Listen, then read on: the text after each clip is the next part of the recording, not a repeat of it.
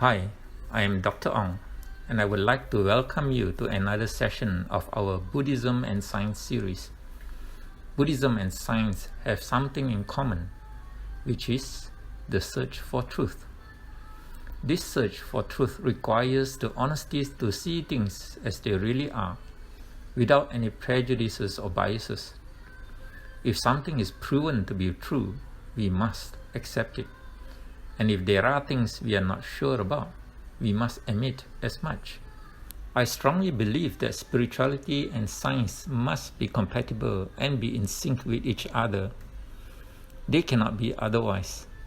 Our practices must accord with facts. To quote the 14th Dalai Lama, if science proves facts that conflict with Buddhist understanding, Buddhism must change accordingly. We should always adopt a view that accords with the facts. In today's modern world, it is interesting to note that there are many areas where Buddhism and science meet. Some of these areas, such as mindfulness and meditation, have even become mainstream science. So much work and research have been done on these two Buddhist practices that it is no longer speculative whether mindfulness practice and meditation practice are useful or not. Time and again, research has shown that they are beneficial to our well-being, both physical and mental. Even in scientific research on happiness, it has been found that many of the Buddhist values and practices are highly desirable in our pursuit and attainment of happiness. Truly, all these scientific findings have only strengthened our faith in the Buddha's teachings. In recent years, there have also been studies done on the spiritual phenomena encountered during the dying process. Repeated occurrences like premonitions of death, deathbed visions of dead relatives and friends, terminal lucidity, transition into another reality, and death-based coincidences that appear to transcend cultures and religions have provided a new area of study for scientists to either validate or disprove such spiritual experiences. In addition, past life research by notable scientists such as Professor Ian Stevenson and Dr. Jim Tucker of the University of Virginia have given us thousands of cases of children claiming to have lived before and remembered those past lives. Then, there are also other psychic or paranormal phenomena alluding to the existence of a spiritual aspect of us that can exist outside our physical body, such as near-death experience, out-of-body experience, psychokinesis, and remote viewing. Lastly, there is also the fundamental nature of mind and consciousness itself, and the very nature of absolute reality, waiting for science to discover. Indeed, we are living in exciting times. Science, and specifically quantum mechanics, seems to now gradually converge with spirituality instead of diverging from it. In this session, let us take a look at the science on past life. There are some cultures and religions in the world that believe in past life, that when we die, we get reborn into another life. In some of these beliefs, rebirth only occurs in human forms. In others, you can be reborn also as animals, and perhaps even other forms we are not aware of yet. Are there any evidence to show that past life phenomenon is real and not just a simplistic belief? Here we will present to you some of the data collected by two Western scientists who have dedicated a huge portion of their lives in this research into past life. First, let us take a closer look at some of the cultures and religions that believe in past life. Past life belief is found in Buddhism, Hinduism, and Jainism. Past life belief is rejected in Christianity, Islam, and Judaism. However, the Kabbalah mentions reincarnation, and early Christians such as the Gnostic appear to believe in reincarnation. Some Christian scholars noted that early Christians believed in reincarnation until the belief was banned or removed from its teachings after the Council of Constantinople in 553. Ancient Greek philosophers such as Pythagoras, Socrates, and Plato mention past life in their writings and teachings, and Native Americans, particularly in the northwestern coastal and the Inuit Eskimos, believe in past life. Even the Druze in Syria, Lebanon, Israel, and Jordan culturally believe in past life.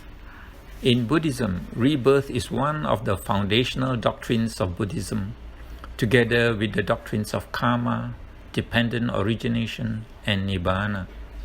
According to the Buddhist teachings, rebirth can happen in any of the many planes of existence. In Buddhism, there are three worlds: the world of the senses, or kama loka, the world of fine material, or rupa loka, and the formless or immaterial world, or arupa loka. The arupa loka has four planes of existence, namely the plane of infinite space, the plane of infinite consciousness, the plane of nothingness, and the plane of neither perception nor non-perception, corresponding to the four arupa jhanas. The rupa loka has 16 planes, corresponding to the four rupa jhanas, with 3 planes in the first jhana, 3 in the second, 3 in the third, and 2 in the fourth jhana, totaling 11 planes in the rupa loka. In addition, there are 5 different planes in the pure abode, also in rupa loka, thus making it the total of 16 planes in the rupa loka. Rebirth to the rupa loka or arupa loka can only be attained by attaining the corresponding jhana state, while rebirth to the pure abode is only possible with the attainment of anagami or non-returner sainthood state. Lastly, we have the karma loka. The karma loka itself can be divided into 3 big groups: the 6 levels of heaven, the human world, and the 3 wufu planes of ghosts, animals, and hells. In the Mahayana tradition, the angry gods or asura is included as a separate plane in the wufu planes, but not so in the Theravada tradition. Rebirth in any of the planes in the Kamaloka is dependent on your generosity and virtues. In other words, it is determined by the karma you have generated. Past life and rebirth are often mentioned in the Suttas. In the Great Discourse to Saccaka, found in Majjhima Nikaya number 36, the Buddha reviewed his past lives on the night of his enlightenment as part of the 3 knowledges, or Te-Vijja. The Buddha also talked about one of his past lives as Jotipala in Katikara Sutta, found in Majjhima Nikaya number 81, where he met with the Buddha Kassapa and was converted. Again, in the Ananda Pindikovada Sutta, found in Majjhima Nikaya number 143, the Buddha declared that Ananda Pindika was reborn as a deva after his death. These 3 suttas are just some of the many examples of past life and rebirth being mentioned in the sutta. Now, let us look at the extensive scientific studies on past life. There is a huge amount of data to be collected and studied on past life. Unfortunately, not many are interested in researching past life, as most scientists are Westerners growing up in Christian background and taught to not believe in past life. Furthermore, most mainstream scientists believe that life begins from matter and not the other way around. Although with the emergence of quantum physics, some scientists are now more open to the possibility of consciousness being the fundamental unit of the universe and not matter. For those few scientists interested enough in past life, there are lots of data for the picking. We are not just talking about getting the data from cultures that believe in past life, but also from cultures that do not believe in past life, such as in the West. The method used in the research on past life is mainly interviews with children who claim to remember their past lives, followed by the verification of those claims, and elimination of other possible sources of knowing, such as from television or other forms of media. listening to talks by parents and other adults. Some of the most compelling evidence is the presence of physical birthmarks or birth defects that correspond to those claims. Also, there are times when unexplained phenomena such as unique skills, phobias and philias, or speaking in a foreign language that are otherwise hard to explain away. Two most notable past life researchers whose names are frequently mentioned whenever people talk about past life are Professor Ian Stevenson of the Department of Psychiatry in University of Virginia and Associate Professor Jim Tucker. Professor Ian Stevenson founded the Division of Perceptual Studies that investigates parapsychological phenomena such as reincarnation, near-death experience, out-of-body experience, after-death communications, deathbed visions, altered states of consciousness, and psi or remote viewing. Professor Ian Stevenson himself had put in more than 40 years of research on reincarnation and collected more than 3,000 cases of rebirth in children worldwide, mostly in India. He personally flew over there to interview the child and then went on to identify the people and places mentioned by the child, usually found in a small nearby village, and occasionally able to present information that only the child's past life personality could have known, to the surprise of the family. Professor Stevenson had also written several books on children who remember previous lives. He passed away in February 2007. Many of the examples we will present later in this talk come from Professor Stevenson's work.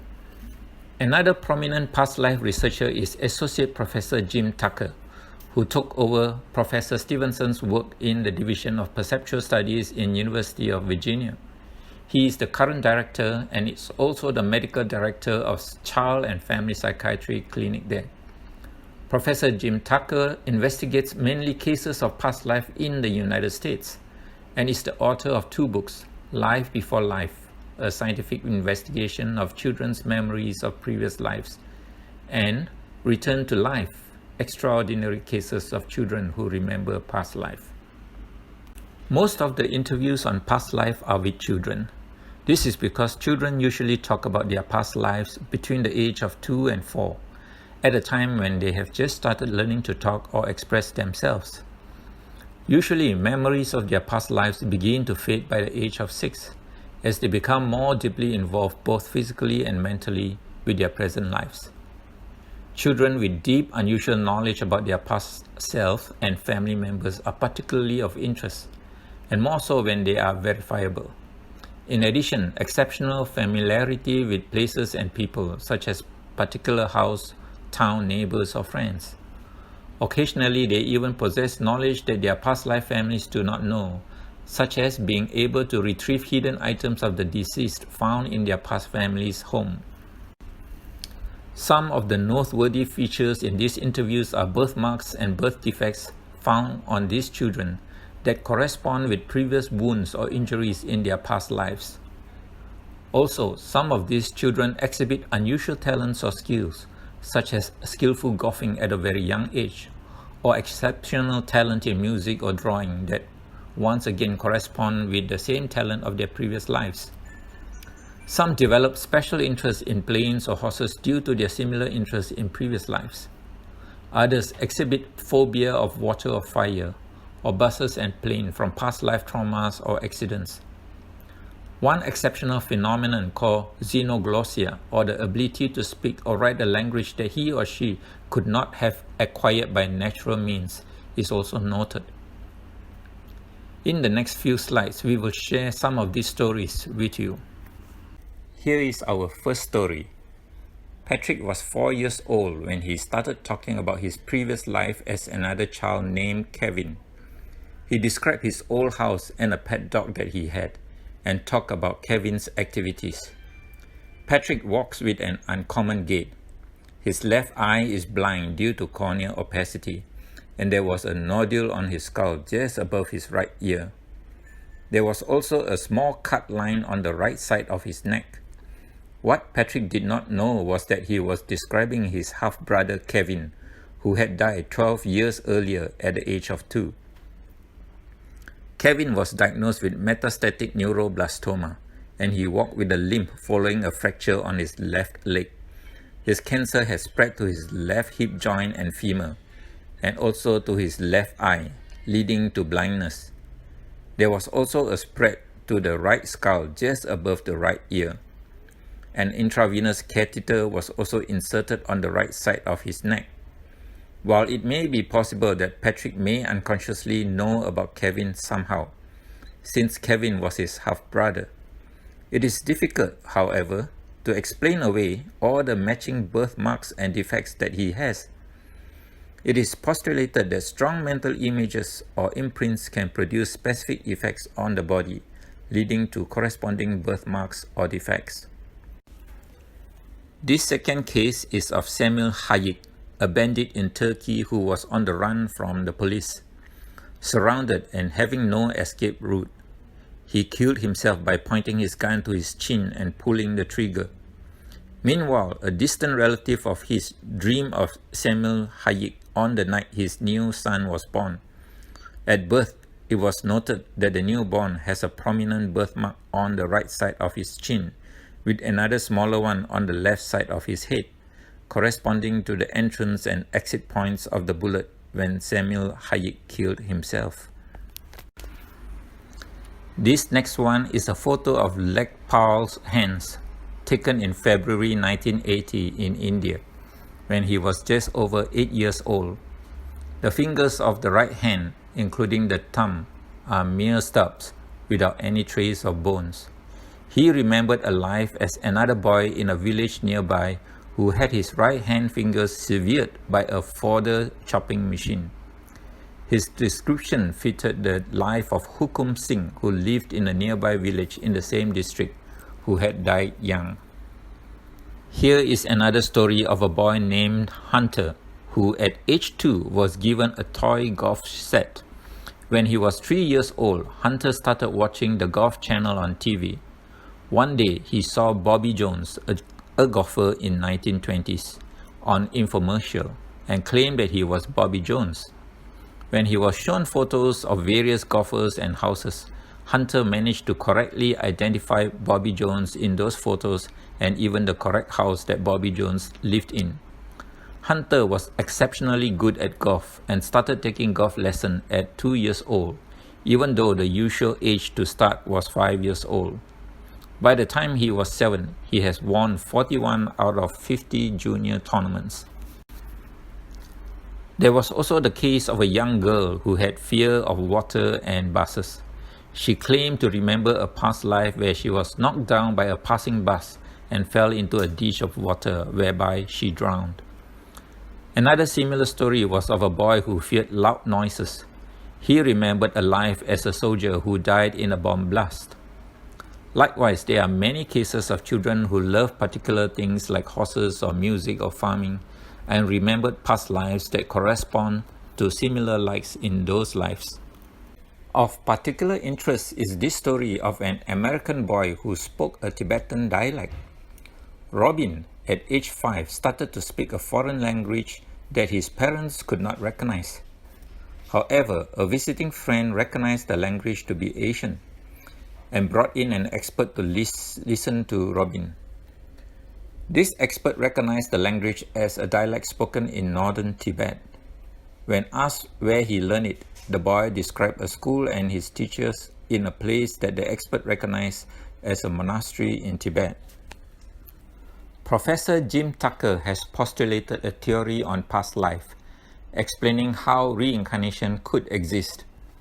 Quantum physics shows that at the most basic level of the universe, events involving its smallest particles, such as electrons and protons, only occur once they are observed. This suggests that the material world may be derived from consciousness and not the other way around. Although that data is debated by many, it is a belief that's been shown by a number of quantum physicists, including Max Planck, the father of quantum mechanics. If consciousness creates the material world, then it may not be dependent upon that world to exist. It would follow that consciousness does not depend on a living brain to exist. If consciousness does not require a brain, it may continue after the brain stops working. It could then get attached to a new brain and continue on in another life. It might be worthwhile to note also that data on past life does not have to come only from children who remember their past lives. Sometimes past life information may come in the form of dreams or through past life regression via hypnosis. Naturally, it would be more difficult to validate such data. However, there may be some additional clues that may help us to identify them. For example, past life dreams are often repetitive and unchanging events. They may even be described as persistent. Some have historical details that can be verified. Some may help explain unusual behaviors, phobias, philias, or strange habits, or they may also show origin of physical and emotional issues. Past life regression has been made famous by practitioners such as Dr. Brian Weiss, an American psychiatrist and hypnotherapist who authored several books on past life regression. This is a technique of recalling past lives using various methods, most commonly hypnosis. As with past life dreams, this type of past life data is more difficult to validate and can be attributed to confabulation, fabricated, distorted, and misinterpreted memories, or an unconscious attempt to own other people's lives and memories as their own. They are especially suspicious when those past lives turn out to be of famous people in history, such as Alexander the Great or Genghis Khan. That is why Professor Ian Stevenson and Professor Jim Tucker had chosen to narrow down their research and publications using direct interviews with children who remember their past lives. You will note that almost all their past life studies are of ordinary and mundane people. Their studies have given us very compelling evidence to support the existence and reality of past life and rebirth.